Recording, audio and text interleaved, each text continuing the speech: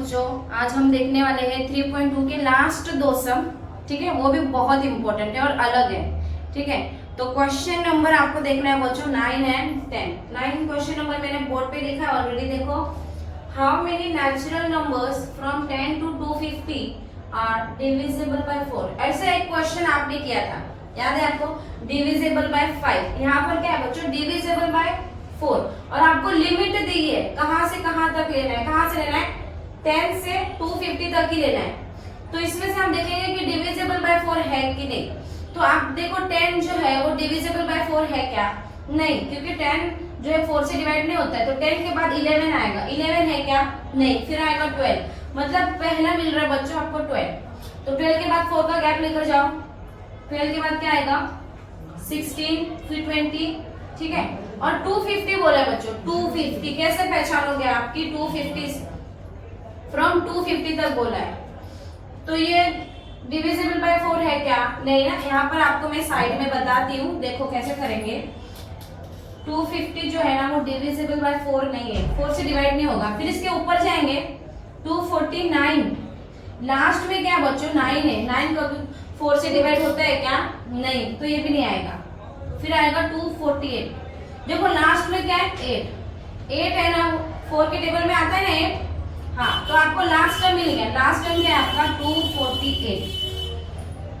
First term मिला है, last term मिला है, डी पता है, टोटल नंबर कितने हैं वो नहीं पता है, वही आपको यहाँ पर फाइंड करना है।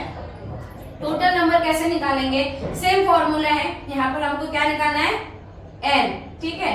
तो देखो हमारे पास गिवन इंफॉर्मेशन क्या है, आपका जो a है, a कितना है 12, d कितना है 4, tn कितना है 248, और n आपको नहीं पता है, मुझे पता है, आपको नहीं पता है, ठीक है। देखते हैं, तो इसमें हम क्या करेंगे, फॉर्मूला यूज करेंगे, tn is equal to a plus n minus 1 into d. tn आपके पास है ना लास्ट टर्म, tn मतलब क्या होता है लास्ट टर्म, तो यू हैव 248, a आपका कितना है 12, n नहीं है तो n नहीं लिखेंगे, d कितना है 4, कितना इजी है ना। इसको सॉल्व करते हैं हम लोग, तो ये जो है आपका 248 is equal to 12 as it is रहेगा 4 इंटू n। ऐसे पिछली बार भी आपको करवाया था ना, n नहीं रहेगा तो n कैसे निकालते हैं, 4 इंटू n 4n, 4 1 जा 4 में ये -4, ठीक है। इतना समझ में आया। तो अभी हम क्या करेंगे, ये जो आपका 12 और 4 है इनके बीच में देखते हैं क्या करना है। तो ये जो 248 है ये प्लस 12 है ना, अगर हम लोग इसको यहाँ डायरेक्टली लेकर जाते हैं तो हम क्या करेंगे ना, पहले इन दोनों का करेंगे, जो 12 प्लस 12 है और ये -4 है ना, इनका करते हैं।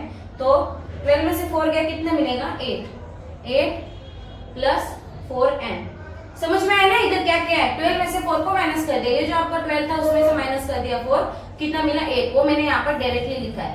तो ये 248, अब ये प्लस 8 है, प्लस 8 है, इसके पास n है क्या, नहीं है, तो इसको इसके पास लेकर जाएंगे, ये हो गया यहाँ पर माइनस, और यहाँ पर बच रहा है सिर्फ आपका 4n। यहाँ तक समझ में आया, कोई डाउट है, नहीं ना, आगे बढ़ो। हाँ, 248 में से 8 गया 240, क्लियर, 4n। अब क्या करना है, ये दोनों अलग है, ठीक है ना, ये 4 है ये n है, तो n को यहाँ रखेंगे क्योंकि n चाहिए हमें, और 4 को यहाँ पर लेकर आएंगे। 4 यहाँ मल्टीप्लिकेशन में था, यहाँ पर आगे तो डिवीजन में गया, पोजीशन इज चेंज, तो 4 1 जा 4, 4 के टेबल में 24 आता है क्या, 6 है ना, 4 6 जा 6, और ये 0, तो कितना मिल रहा है 60, कितने n मिल गए, मतलब कि 10 से लेकर 250 के जो नंबर्स है डिविजिबल बाय 4 वाले जो नंबर्स है वो टोटल नंबर्स कितने हैं 60 है। तो हम लोग लिखेंगे, क्या लिखना है हम लोग को, how many natural numbers from 10 to 250 are divisible by 4, कितने मिले 60। हम लिखेंगे therefore 60 natural numbers are divisible by 4, ये आपका आंसर है। इतना समझ में आया, कोई डाउट है, नहीं ना, श्योर, आगे बढ़े, ठीक है। अब हम इसके आगे देखते हैं, अभी हम लोग नेक्स्ट क्वेश्चन करें, लास्ट सम है ये हमारा और बहुत इंपॉर्टेंट है, ठीक है। इसके बाद हमारा 3.2 है जो कंप्लीट हो जाएगा। तो देखो क्वेश्चन क्या कह रहा है, the 17th term of an AP is 7 more then the 10th term. मतलब 17 जो टर्म है ना वो 10th टर्म से कितने से बड़ा है? 7 से बड़ा है। मतलब समझो एग्जांपल, जैसे हमारे घर में भाई बहन होते हैं, तो आपका बड़ा भाई कितने साल का है? 17 साल का। छोटा भाई कितने साल का है? 10 साल का। तो इनके बीच में गैप कितने का हुआ? 7 साल का। कितने का गैप हुआ? 7 साल का। ठीक है, तो वैसा ये सम है। तो आपको पूछा क्या है? Find the common difference. अभी ये इसी से पता चल रहा है कि 10 और 17 के बीच में कितने का गैप है? 7 का। मतलब हर साल एक एक का बढ़ा है। डिफरेंस कितने में बढ़ रहा है? एक एक में बढ़ रहा है। मतलब आपका डी कितना होना चाहिए? 1। ठीक है, आज जो होशियार है ना मेरी तरह वो समझ जाएंगे। ठीक है, देखो, let the first term of the AP be a and common difference be d. आपको ए नहीं दिया, डी नहीं दिया है, तो हम लोग क्या करते हैं? ए को ए लेंगे और डी को डी लेंगे।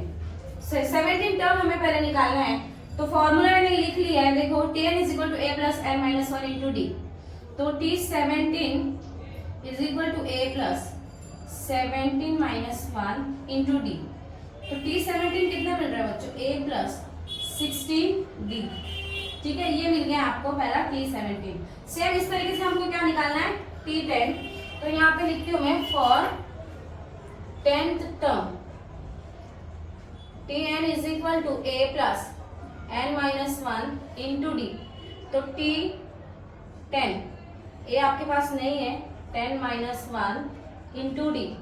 तो ये जो T10 है ना कितना मिल रहा है? a plus 9d। आपको दोनों मिल गए। T17 मिल रहा है और T10 मिला है। T17 कितना मिला? a प्लस 16d और ये कितना मिल रहा है? a plus 9d। आपको पूछा क्या? Common difference. तो ठीक है, तो इसके आगे देखते हैं हम लोग। देखो जरा, चलो बच्चों, आपको कंडीशन क्या दी है वो देखो। कंडीशन क्या दी थी कि 17th term is more than 10th term by 7, 7 से बड़ा है। ठीक है, तो फ्रॉम द गिवन कंडीशन, अभी जो मैंने आपको करा उसके आगे का सम है ये। फ्रॉम द गिवन कंडीशन, तो आपको मिला था यहाँ पर पहला a plus 16d is equal to a plus 9d। ये इक्वल नहीं है बच्चों, अकॉर्डिंग टू कंडीशन ये इक्वल नहीं है। इन्होंने क्या बोला है कि 17th term of an AP is 7 more than, मतलब ये जो टर्म है ना आपका ये बड़ा है। कितने से बड़ा है? 7 से बड़ा है। ये क्या है? छोटा है। तो छोटा बड़ा अगर रहेगा तो इक्वल कैसा? बराबर। तो ये जो बड़ा है ना इसमें हम कुछ नहीं करेंगे, पर ये जो छोटा है ना उसमें हम क्या करेंगे? 7 को ऐड करेंगे। अब ये क्वेश्चन आएगा कि 7 कहाँ से आया। ज्यादा कंफ्यूज नहीं होना है, ध्यान से सुनना है कि यहाँ पर बोला है कि 17 टर्म है वो जो है 10th टर्म से 7 से बड़ा है। इसका मतलब जो हमारा 10th टर्म है ना वो छोटा है और ये बड़ा है। तो बड़े में हम ऐड नहीं करेंगे। किस में ऐड करना है? इक्वल बनाने के लिए क्या करना पड़ेगा आपको? छोटे में ऐड करना पड़ेगा, बराबर ना। ये 2 ग्लास में वाटर है, एक ग्लास जो है ना वो फुल भरा हुआ है, एक हाफ से भी कम है। तो अभी आप इसको इक्वल कैसे करोगे? इक्वल कैसे करोगे बच्चों? तो ये जो फुल है ना उसमें से थोड़ा सा पानी ना इसमें ऐड करना पड़ेगा, तब ये दोनों का कैसे होगा? ये इक्वल हो जाएगा। समझ में आया? तो सेम ये है, ये बड़ा है ये छोटा है, तो इसमें हमने 7 ऐड कर लिया। ठीक है, अब इसको हम सॉल्व करेंगे। देखो ये a प्लस 16d, ये a प्लस 9d, 7 है इधर। तो ये a प्लस 16d, ये टर्म को हम इधर लेकर आएंगे। ये नंबर है, ये अकेला, इसको हम इक्वल के बाद रखेंगे। ये प्लस है, इधर आ गया माइनस, ये भी प्लस है, इधर आ गया माइनस, और इक्वल के बाद बच गया आपका 7। ठीक है, समझ में आया?